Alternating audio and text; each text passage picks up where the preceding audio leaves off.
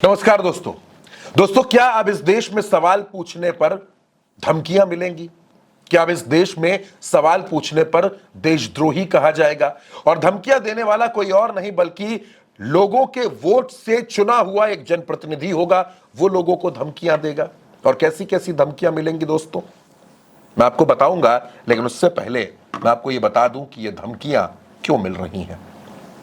अगर पहलगाम के हमले पर पत्रकार सवाल पूछेंगे, अगर पहलगाम के हमले पर सवाल खड़े किए जाएंगे, यह पूछा जाएगा कि हमारे देश ने पाकिस्तान से क्या बदला लिया, उसको क्या सबक सिखाया, 14 दिनों में हमने क्या किया, तो क्या धमकियां दी जाएंगी?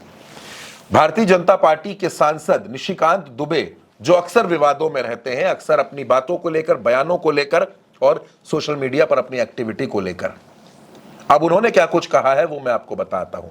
दरअसल निशिकांत दुबे ने यह कहा कि हमने कहा था ये नहीं चलेगा, बंद हुआ या नहीं ये मोदी सरकार है, अब इंतजार करिए। पहलगाम में हिंदुओं की हत्या के बाद देशद्रोही की तरह हिसाब मांग रहे यूट्यूबर व बिचौलिए सोशल मीडिया नक्षत्रों का जिन पर कार्रवाई होगी।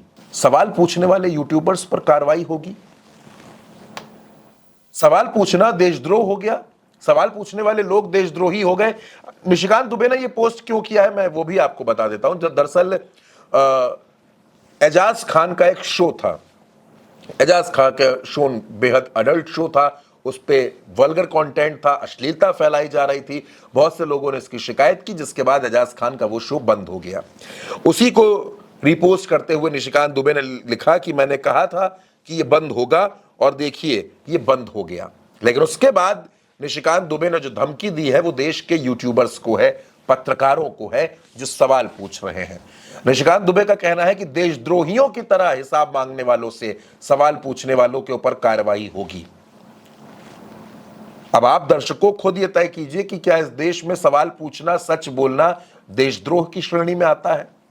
क्या अगर यह पूछा जाए कि वो आतंकी अब कहां छिपे हैं, उनको हमने क्यों नहीं पकड़ा अब तक, उनके खिलाफ क्या कार्रवाई कर रहे हैं, तो क्या यह देशद्रोह है? अगर यह पूछा जाए कि 14 दिन से हम क्या कर रहे हैं, पाकिस्तान पर हमला क्यों नहीं हुआ, तो क्या यह देशद्रोह है?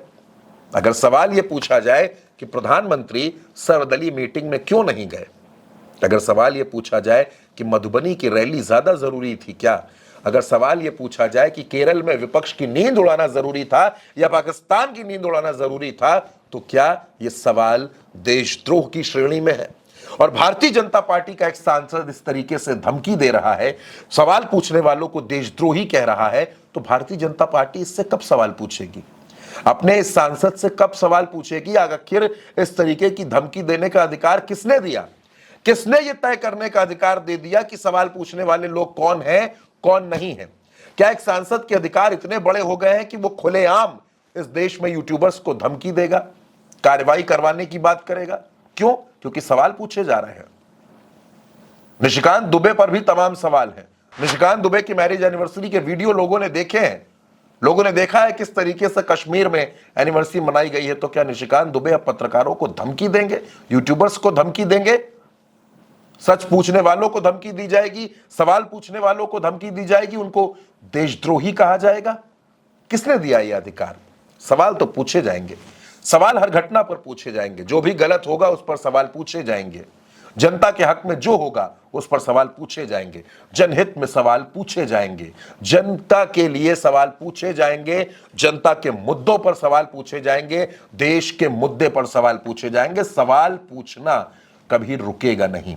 और ऐसे निशिकांत दुबे जैसे सांसदों की धमकी से तो कतई देश का कोई भी पत्रकार, जो सच्चा पत्रकार है, जो देश के मुद्दे उठाता है, देश की बात करता है, वो कभी नहीं डरने वाला। दोस्तों, इस खबर पर आपकी जो भी राय हो, अपनी राय जरूर बताइएगा। और निशिकांत दुबे के बारे में आप जो भी कहना चाहें वो भी कमेंट बॉक्स में जरूर लिखिएगा। उल्टा चश्मा यूसी को सब्सक्राइब कीजिएगा। नमस्कार।